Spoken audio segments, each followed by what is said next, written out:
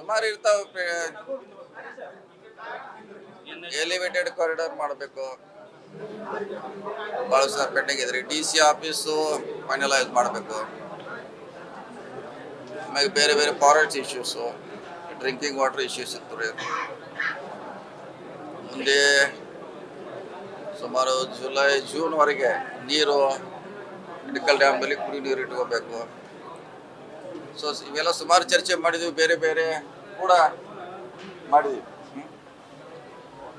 So ಇವನ್ನೆಲ್ಲ ಚರ್ಚೆ ಮಾಡ್ಲಿಕ್ಕೆ ಸುಮಾರು ಅಧಿಕಾರಿಗಳನ್ನ ಕರೆಸಿದ್ದೀವಿ.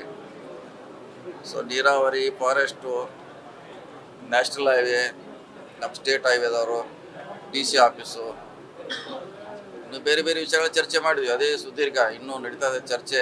ರಸ್ತೆ ನೋಡ್ಲಿಕ್ಕೆ ಹೋಗ್ಬೇಕು ಮತ್ತೆ ಈಗ. ಸೊ ಸುಮಾರು ಚರ್ಚೆ ಮಾಡಿದ್ವಿ ಅಷ್ಟೇ, ಅದನ್ನ ಬಿಟ್ಟರೆ ಬೇರೆ ಯಾವುದಿಲ್ಲ.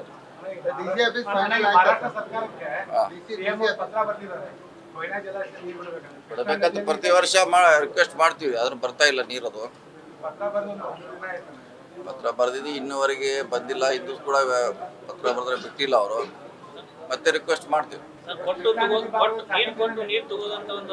ಆ ಸ್ಕೀಮ್ ಇದೆ, ಅದು ಜತ್ ತಾಲೂಕಿಗೆ ಕೊಡಬೇಕಂತದ್ದು ಇದೆ. ಇನ್ನೂ ಸ್ಕೀಮ್ ಇಂಪ್ಲಿಮೆಂಟ್ ಆಗಿಲ್ಲ, ಆದ್ಮೇಲೆ ನೋಡೋಣ. ಅದನ್ನೇನೆ ಮಾಡಿದ್ವಿ. ಮಹಾರಾಷ್ಟ್ರದಿಂದ ನೀರು ನಮ್ಮಲ್ಲಿ ಇದೆ ರೀ, Kalloli barrage, Karadaga barrage. So ಅಲ್ಲಿಂದ ಬಿಡಿಸ್ಲಿಕ್ಕೆ ಪ್ರಯತ್ನ ಮಾಡ್ತಾ ಇದ್ವಿ. ಅದು CS ಲೆವೆಲ್ನಾಗ ಮಾಡ್ತಾರೆ, ಮಂತ್ರಿಗಳ ಲೆವೆಲ್ನಾಗ ಮಾತಾಡ್ತಾರೆ. ಬೆಂಗಳೂರು ಎಕ್ಸ್ಚೇಂಜ್ ಮಾಡ್ಬೇಕಂದ್ರೆ ನಮ್ಮಲ್ಲಿ ಅಂದ್ರೆ ಅವ್ರಿಗೂ ನೀರು ಕಳಿಸ್ಲಿಕ್ಕೆ ಇನ್ಫ್ರಾಸ್ಟ್ರಕ್ಚರ್ ರೆಡಿ ಮಾಡ್ಬೇಕಾಗತ್ತೆ. ಅದಕ್ಕೆ ನಾವು ಮಾಡ್ಬೇಕದು, ನಾವು ಕೊಡಬೇಕು, ಅವರಿಂದ ನೀರು ನಾವು ತಗೋಬೇಕು, ಅಥವಾ 50-50 ರೇಷಿಯೋ ಮಾಡಬೇಕು. ಸರ್ಕಾರ ಅಂತಲ್ಲಿ ಫೈನಲ್ ಆಗ್ಬೇಕು. ರಾಜ್ಯದಲ್ಲಿ ಈ ಜಾತಿ ಗಣತಿ ವಿಷಯದಲ್ಲಿ ಬಹಳ ಅಲ್ಲೋಲ ಕಲ್ಲೋಲ ಆಗ್ತಾ ಇದೆ ಸರ್. ಆ ನಿಟ್ಟಿನಲ್ಲಿ ಏನು ಹೇಳ್ತಾರೆ ಸರ್ ತಾವು? ಮಾತುಕತೆ ಆಗಿ ಇಂಪ್ಲಿಮೆಂಟ್ ಆಗಿಲ್ಲ, ಬರೀ ಮಾತುಕತೆ ಆಗಿದೆ, ಇಂಪ್ಲಿಮೆಂಟ್ ಆಗಿಲ್ಲ. ಸೊ ನಾವು ಅದಕ್ಕೆ ಇಂಟ್ರೆಸ್ಟ್ ಇದೀವಿ, ಮಾಡ್ಬೇಕಂತ ಎಕ್ಸ್ಚೇಂಜ್, ಗಿವ್ ಅಂಡ್ ಟೇಕ್. ಜಾತಿ ಗಣತಿ ವರದಿಗೆ ತಮ್ಮ ಏನು ಸರ್? ನಮ್ಮದು ಚರ್ಚೆ ಆಗ್ಬೇಕು, ಫಸ್ಟು ಸುದೀರ್ಘ ಚರ್ಚೆ ಆಗ್ಬೇಕು. ಕ್ಯಾಬಿನೆಟ್ನಲ್ಲಿ, ಸದನ್ನಲ್ಲಿ, ಪಬ್ಲಿಕ್ದಲ್ಲಿ. ಆಮ್ಯಾಗ ಅದು ಇಂಪ್ಲಿಮೆಂಟು ಮಾಡಲಿಕ್ಕೆ ಕ್ರಮ ಕೈಗೊಳ್ಳಿ.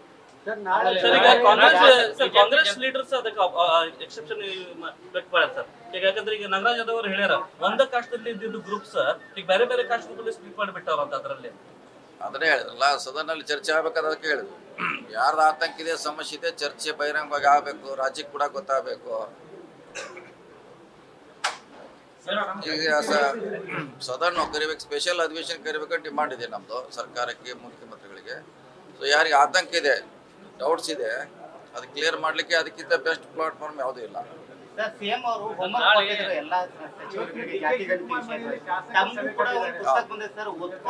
ಕೊಟ್ಟಿದ್ದಾರೆ, ನೋಡ್ತೀವಿ. ನಾಳೆ ಹೋದಾಗ ಬೆಂಗಳೂರಿಗೆ ನೋಡ್ತೀವಿ. 17 ತಾರೀಕು ಕ್ಯಾಬಿನೆಟ್ ಮೀಟಿಂಗ್ ಇದೆ.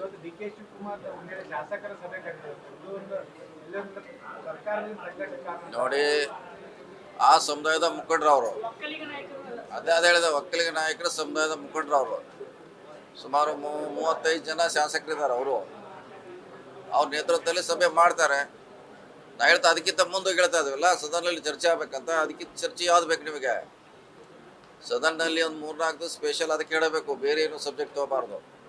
ಯಾರು ಏನು ಬೇಕು ಮಾತಾಡ್ಲಿಕ್ಕೆ ಅವಕಾಶ ಇದೆ ಮಾತಾಡಲಿ, ತಪ್ಪಿದೆ ಅಂದ್ರೆ ತಪ್ಪು ಹೇಳಿ, ಸರಿ ಇದ್ರೆ ಸರಿ ಹೇಳಿ. ಅಂತಿಮವಾಗಿ ಸರ್ಕಾರ ನಿರ್ಧಾರ ಮಾಡ್ತಾರೆ. ನಾಳೆ ಬಿಜೆಪಿ ಜನಾಕ್ರೋಶ ಸಮಾವೇಶನ ಬೆಳಗಾವಿಯಿಂದ ಪ್ರಾರಂಭ ಮಾಡ್ತಾ ಇದೆ.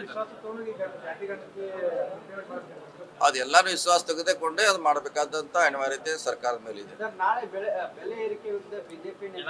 ಆಯ್ತು, ಅದನ್ನ ಹೇಳಿದಲ್ಲ, ಅದನ್ನು ಸೇರ್ಸಿಲ್ಲ. ಅದು ಪೆಟ್ರೋಲು ಅದನ್ನ ಸೇರ್ಸೆ ಮಾಡ್ರೆ ನಮ್ಮ ಕೆಲಸ ಆಗ್ತದೆ ಅಂತ ಅವ್ರೇನೇನು ಮಾಡ್ಯಾರಲ್ಲ ಕೇಂದ್ರ ಸರ್ಕಾರದವ್ರು, ಅದನ್ನು ಸೇರಿಸಿದ್ರೆ ನಮ್ಗೆ ಈಜಿ ಆಗ್ತದೆ. ಹೌದು, ಅದು ಒಂದು ಮಾಡಿರ್ಬೋದ್ರೆ ಪೆಟ್ರೋಲ್ ಬೆಲೆ, ಡೀಸೆಲ್, ಗ್ಯಾಸು, ಇನ್ನು ಬೇರೆ ಬೇರೆ ಅವ್ರ ಕಡೆನೂ ಇದೆಯಲ್ಲ, ಅವರು ಮಾಡಿದ್ದಾರೆ. ಸೊ ಅವ್ರು ಮಾಡಿದ್ರೆ ನಮ್ಮ ಕಾಂಗ್ರೆಸ್ಸಿಂದ ಮಾಡೋದು ತಪ್ತೈತೆ, ಅದು ನಾವು ಸ್ಟ್ರೈಕ್ ಮಾಡೋದು ತಪ್ತೈತಿ. ಎರಡು ಕೂಡ ಮಿಕ್ಸ್ ಮಾಡಿದ್ರೆ ಒಳ್ಳೇದಾದ್ರು. ಜನ ಆಕ್ರೋಶ ಆಂದೋಲನ ಕಾಂಗ್ರೆಸ್ನು ಮಾಡ್ತಾ ಇದೆ, JDS ಮಾಡ್ತಾ ಇದೆ, ಬಿಜೆಪಿನೂ ಮಾಡ್ತಾ ಇದೆ. ಯಾರು ಆಕ್ರೋಶ ತೋರಿಸ್ತಾ ಇದಾರೋ ಅನ್ನೋದು ಗೊತ್ತಾಗ್ತಾ ಇಲ್ಲ ಸರ್ ಜನತೆಗೆ. ಜನ ಏನು ಆಕ್ರೋಶ ಇಲ್ಲ, ನಾವೇ ಆಕ್ರೋಶ ಆಗಿದ್ದೀವಿ. ಸೊ ಒಂದ್ ವೇಳೆ ಸರಿ ಇದ್ರೆ ಮಾಡ್ಲೇಬೇಕು, ಅನಿವಾರ್ಯತೆ ಮಾಡ್ಬೇಕಾಗ್ತದೆ. ಮಾಡ್ಲೇಬೇಕಂತ ಅನಿವಾರ್ಯತೆ ಮಾಡ್ಲೇಬೇಕು, ಅದೇನು ಪ್ರಶ್ನೆ ಇಲ್ಲ. ಕಾಂಗ್ರೆಸ್ BJP ಅನಾವಶ್ಯಕ ಮಾಡ್ರೆ ಅದಕ್ಕೆ ವಿರೋಧ ಆಗ್ಬೇಕನ್ನೋದು ನಮ್ಮ ವಾದ ಅನಿಸಿಕೆ. ಸೂಪರ್ ಸ್ಪೆಷಾಲಿಟಿ ಹಾಸ್ಪಿಟಲ್ ಉದ್ಘಾಟನೆ ಯಾವಾಗ ಅಂತ ಹೇಳಿ ಸರ್? ಉದ್ಘಾಟನೆ ಎಲ್ಲ ಈಗಾಗಲೇ ಪ್ರಾರಂಭ ಮಾಡ್ಲಿಕ್ಕೆ ಹೇಳಿದ್ವಿ, ಹಂತ ಹಂತವಾಗಿ ಪ್ರಾರಂಭ ಮಾಡಿದ್ದಾರೆ. ಸೊ ಉದ್ಘಾಟನೆಗೆ ಯಾವಾಗ ಸಚಿವರು ಟೈಮ್ ಕೊಡ್ತಾರೆ ನೋಡೋಣ. ಈಗ ಹಂತ ಹಂತವಾಗಿ ಮಾಡ್ಲಿಕ್ಕೆ ಹೇಳಿದ್ವಿ. ಈಗ ಜಗದೀಶ್ ಶೆಟ್ಟರ್ ಅವ್ರು ಇನ್ನೊಂದು ಮಾತು ಆರೋಪ ಮಾಡಿದ್ದಾರೆ, ಮುಸ್ಲಿಮರು ಹೈಯೆಸ್ಟ್ ಇದ್ದಾರೆ ಅನ್ನುವಂಥ ತೋರಿಸ್ಲಿಕ್ಕೆ ಕಾಂಗ್ರೆಸ್ನವರು ಈ ರೀತಿ ಸರ್ವೆ ಮಾಡಿದ್ದೇ ಒಂದು ರಿಪೋರ್ಟ್ ಅನ್ನ ಬಹಿರಂಗ ಮಾಡಿದ್ದಾರೆ ಅಂತ. ಈಗ ಅವರು ಸರ್ವೆ ಮಾಡ್ತಾರಲ್ಲ, ಈಗ 25ಕ್ಕೆ ಅವ್ರದ್ದು ಸ್ಟಾರ್ಟ್ ಆಯ್ತದೆ. ಈಗ ಅವ್ರದ್ದು ಒಂದು ಪ್ರಾರಂಭ ಆದಿತ್ತು, ಅವ್ರು ನೋಡಲ್ಲ. ಅವಾಗ ಅವ್ರದ್ದು ಸಮಸ್ಯೆ ಅವ್ರು ಎಷ್ಟು ಕೊಡ್ತಾರೆ ಗೊತ್ತಾಯ್ತಲ್ಲ. ಅವ್ರದ್ದು ಒಂದು ಅಂಕಿಅಂಶ ಬರ್ತೈತಿ 25 ಎಂಡಕ್ಕೆ. ಸೊ ನೋಡೋಣ. ಅದು ಜನರಲ್ ಸೆನ್ಸಸ್ ಇದೆ ಸರ್. ಹೌದು, ಅದೇ ಕಾಸ್ಟ್, ಮೇಜರ್ ಕಾಸ್ಟ್, ಅದು ಪ್ಯೂರ್ಲಿ ಕಾಸ್ಟ್. ನಮ್ಮದು ಅವರ ಆರ್ಥಿಕ ಸ್ಥಿತಿಗತಿ ಮಾಡಿದ್ವಿ, ಅದೇ ಪ್ಯೂರ್ಲಿ ಜನಗಣತಿ. ವರದಿ ಅಧಿಕೃತವಾಗಿ ಪ್ರಕಟವಾದ ನಂತರ ರಾಜಕೀಯ ಮೇಲೆ ಏನಾದ್ರೂ ಅದು ಪ್ರಭಾವ ಬೀರ್ತದ? ಏನ್ ಬರೋಲ್ಲ, ಪ್ರಭಾವ ಏನು ಬೀರೋಲ್ಲ. ಅವ್ರ ಮೆಜಾರಿಟಿ ಅದು ಕಾಸ್ಟ್ ಬೇಸ್ ಪಾಲಿಟಿಕ್ಸ್ ನಡೀತಾ ಇದೆ, ಅದ್ರ ಮೇಲೆ ಏನಾದ್ರೂ ಪರಿಣಾಮ ಬೀರ್ಬೋದಾ ಅಂತ, ಅಹಿಂದನೇ ಸ್ಟ್ರಾಂಗ್ ಆಗ್ಬೋದಾ ಏನು? ನೋಡಿ, ನಮ್ಮ ರಾಜ್ಯದಲ್ಲಿ 1000 ಓಟ್ ಇದ್ದವ್ರು MLA ಆಗಿದ್ದಾರೆ. ಎಷ್ಟು? ಮತ್ತೆ ಆತಂಕ ಯಾಕೆ 70,000 50,000 ಇವರಿಗೆ? ಅದರಿಂದ ಏನು ರಾಜಕೀಯ ಬೀರೋಲ್ಲ. ಈಗ ನಮ್ಮ ವಿಶ್ವಾಸ ಇದ್ದವ್ರು ಎಷ್ಟು ಓಟ್ ಇದೆ ಅವ್ರದ್ದು? 2,000. ಡಿ ಸುಧಾಕರ್ ಅವ್ರು ಎಷ್ಟು ಓಟ್ ಇದ್ದಾರೆ? ಅವ್ರದ್ದು 2,000 ಇಲ್ಲ. ಸೊ ರಾಜಕೀಯ ಇದಕ್ಕೆ ಹೋಲಿಕೆ ಮಾಡೋಕ್ಕಾಗಲ್ಲ.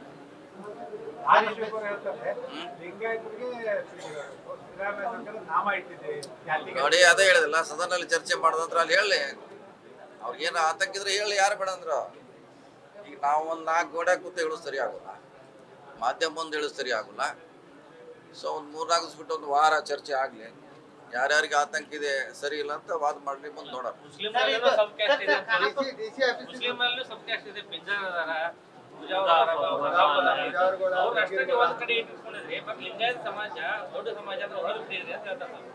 ಸೇರಿಸ್ಲಿಕ್ಕೆ ಅವಕಾಶ ಇದೆಯಲ್ಲ. ಈಗ ನಿಮಗೆ ಇಂಥ ಸಮಾಜ ನಮ್ದಂದ್ರೆ ಸೇರಿಸ್ಲಿಕ್ಕೆ ಸರ್ಕಾರ ರೆಡಿ ಇದೆ. ಈಗ ರೈಟ್ನಲ್ಲೂ ಆಗಿದೆ. ಆದಿ ಕರ್ನಾಟಕ ಅವ್ರದ್ದು ಸಮಸ್ಯೆ ಇದೆ, ಅವ್ರದ್ದು ಸಮಸ್ಯೆ ಇದೆ, ಬೇರೆ ಬೇರೆ ಸಮಸ್ಯೆ ಇದೆ. ಅವ್ರೆಲ್ಲ ಸೇರ್ಸಂದ್ರೆ ಸೇರಿಸುವೆ, ಸಮಸ್ಯೆಯಲ್ಲಿದೆ. ಈಗ ನಮ್ದೆಲ್ಲ ಇದಂದ್ರೆ ಯಾರ್ದು ಅಬ್ಜೆಕ್ಷನ್ ಇದ್ರೆ ಸೇರಿಸ್ತೀವಿ, ಸಮಸ್ಯೆ ಏನಿಲ್ಲ. ಆದರೆ ಫಿಗರ್ ಎಲ್ಲಿಯೂ ಏನು ಮಾಡ್ಲಿಕ್ಕೆ ಆಗಲ್ಲ. ಫಿಗರ್ ಇದೆ, ಯಾರಿಗಾರ ಆ ಕಡೆ ಈ ಕಡೆ ಬೇಕಾದ್ರೆ ಸರ್ಕಾರ ಮಾಡ್ಲಿಕ್ಕೆ ಅವಕಾಶ ಇದೆ, ಖಂಡಿತವಾಗಿ ಮಾಡ್ತೀವಿ. ನ್ಯೂಸ್ ಫಸ್ಟ್ ನಿರ್ಭೀತಿಯಿಂದ ನಿಮ್ಮ ಪರವಾಗಿ.